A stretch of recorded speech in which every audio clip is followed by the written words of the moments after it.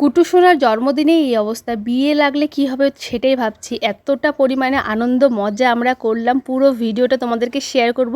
তো চলো ভিডিওটা একদম সকাল থেকে স্টার্ট করি। তো একদম সকাল সকাল কিন্তু ভাই বার্থডে বাড়ির সব বাজার নিয়ে চলে এসেছে। ময় মশলা মাংস যা যা যাবতীয় লাগবে সব কিছু কিন্তু সবজি বাজার থেকে শুরু করে সব কিছু কিন্তু নিয়ে চলে এসেছে।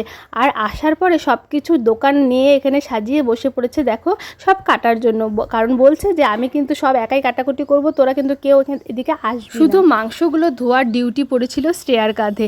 আর মাংসের মধ্যে ছিল কিন্তু চিকেন মটন দুটো, চিকেনটা কম ছিল মটনটাই বেশি ছিল, কারণ চিকেন আমি আর আমার শ্বশুরমশাই খাবো না, আর যারা যারা খায় না তাদের জন্য, বাকি সবার জন্য ছিল কিন্তু মটন। তো শ্রেয়া এক এক করে বসে বসে কিন্তু সবগুলো মাংস ধুয়ে ফেললো। ভাই তো এত কিছু বাজার করে নিয়ে এসেছে, কিন্তু তার মধ্যে এই কর্ন আর এই মটরশুঁটিগুলো আনতে ভুলে গিয়েছিল, যার জন্য এটা আবার ব্লিঙ্কিট থেকে অর্ডার দিল, সেটা আবার বাড়িতে দিয়ে গেল।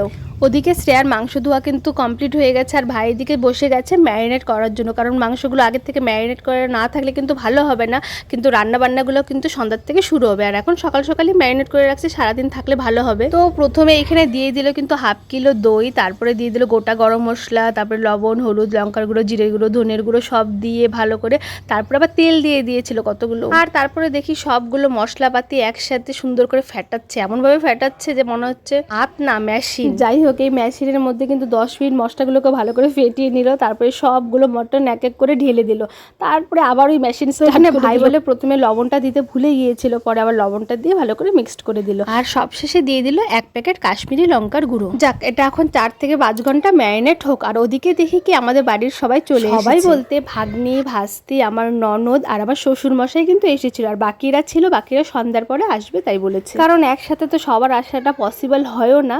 তো ওরা আসার পর বাবা নিয়ে এসেছিল ফুচকা, তো সবাই মিলে বসে এখানে ফুচকাটা খেয়ে নিলাম। তো সবাই এসে কিন্তু ড্রেসগুলো আগে চেঞ্জ করে নিল, কারণ সারাদিন তো থাকতে হবে, ওগুলো পরে থাকা যাবে না, যার জন্য বাড়ির থেকে সবাই কিন্তু ড্রেস নিয়ে এসেছিল। আর ওদিকে কিন্তু আমি সকালের রান্নাটা বসিয়ে দিয়েছিলাম, মানে যেটা দুপুরে খাওয়া হবে সকালবেলায় বসিয়ে দিয়েছিলাম। তো বেশি কিছু করিনি, কিন্তু ডাল করেছিলাম, ডিমের অমলেট করেছিলাম, আর কচুর রসা করেছিলাম, ওটাই আমাদের দুপুরে খাওয়া হবে। রাত্রে অনেক কিছু আছে যার জন্য সিম্পল মেনু রেখেছিলাম। তারপর এখানে আমরা সবাই মিলে বসে পড়লাম হাতে পাতে সব জোগাড় করার জন্য, কারণ অনেক কিছু রান্নাবান্না হবে। তো ভাই একাই কাটছিল, তারপর ননদ আসার পর বলছে দে আমি কাটছি, কারণ ও তো কাটার ওস্তাদ, আমি রান্না করি বাড়িতে, তো ওই আমাকে কেটে দেয়, তো বলে দে আমি কেটে দিচ্ছি। ও কাটলো, আমিও একটু এগিয়ে দিলাম কিছু। এদিকে ভাই সব মশলাগুলো চিকেনে দিয়ে দিল, আর শ্রেয়া কিন্তু এটাকে ম্যারিনেট করে রেখে দিল। দেখো দুটোই কিন্তু ম্যারিনেট করা হয়ে গেল, 3 থেকে 4 ঘন্টা ম্যারিনেট থাকবে, তারপরে রান্না বসবে। তো সন্ধ্যার রান্নার সব জোগাড় টোগাড় করে কিন্তু আমরা দুপুরে আগে খাওয়া দাওয়াটা সেরে নিয়েছিলাম, তারপরে এখানে সবাই একটু বসে গেলাম রেস্ট করার জন্য। আমি একটু স্নান করে এসেছিলাম, এই একটু একটু করে সবাই অল্প রেস্ট করে নিলাম। তারপরে দেখি ভাই এখানে কেক নিয়ে এসেছে কুটুর বার্থডে, তো সবাই মিলে ওটাই বসে দেখছিলাম। কেকটাও কিন্তু দারুণ সুন্দর এনেছিল, আর কালারটা দেখতে পাচ্ছ খুব সুন্দর, টেস্টটাও কিন্তু দারুণ ছিল। এদিকে তো বসেছিলাম যে একটু রেস্ট করব, কিন্তু এতগুলো মাথা এক জায়গায় থাকলে কি রেস্ট বলে? রেস্ট না, উল্টো মাথা মতো শেষ। এদিকে শ্রেয়া আমার মাথার চুল বেঁধে দিয়েছে, আর আমি জানলা দিয়ে দেখতে পাচ্ছি জঙ্গলের মধ্যে কিছু ফুলগুলো দেখা যাচ্ছে। আমি ভাবলাম কি জিপসি মনে হয়, আমি বলছি কি এনে আমাকে লাগিয়ে দে, তো ওটাই লাগিয়ে দিচ্ছে। আর পিসি বলছে ঠিক তোর মাথার চুলকাবে, দেখে এগুলো শরীরে লাগলে চুলকানি হয়, বাস। তারপরে এগুলো নিয়ে সব ছোটাছুটি লেগে গেল। আমরা তো এদিকে কুটুর সম্পর্কে হব, মা পিসি ঠাম্মি এইসব, কিন্তু আমরা এমন করছিলাম মনে হচ্ছে যে আমরাই কুটুর বন্ধু বান্ধব, আমরা আমাদেরই বার্থডে, আমরা এমনভাবে মজা করছিলাম যে আমরাই বাচ্চা হয়ে গেছি। যাই হোক এগুলো করলে কি আর দায়িত্বটা কাঁধের থেকে পড়ে যায় না, দায়িত্বটা পালন করতে হবে, যার জন্য ভাই গিয়ে কিন্তু রান্নাটা চাপিয়ে দিল। ও এসে গ্যাস ধরালো, আর আমরা সবাই এক এক করে সব এগিয়ে দিলাম। আর আমার ননদ ছিল কিন্তু ওর সবচেয়ে বড় হেল্পার। আর যখন রান্নাটা বসাচ্ছিল তখন দিনের আলো ছিল, কি সুন্দর দেখো পরিবেশটা দেখতে লাগছে না? তখন এই সন্ধ্যাটা হয়ে আসবে ওই টাইমটা, কিন্তু একটু পরে দেখবে সব অন্ধকার হয়ে যাবে, যার জন্য তখন অন্ধকার হয়ে যায় দেখে ভিডিওগুলো পরে ভালো আসে না, কিন্তু এই টাইমে দেখো কি সুন্দর লাগছে দেখতে পরিবেশটা। আমরা ছাদের থেকে সব ভিডিওগুলো করছিলাম যে রান্নাবান্না হচ্ছে। রান্নাটা কিন্তু একদম ছাদে নেওয়া হয়নি, আমাদের সিঁড়ির উপরে এই জায়গাটাতে নেওয়া হয়েছে, কারণ যখন তখন বৃষ্টি নামতে পারে ঠিক নেই, যার জন্য এখানে নেওয়া হয়েছে।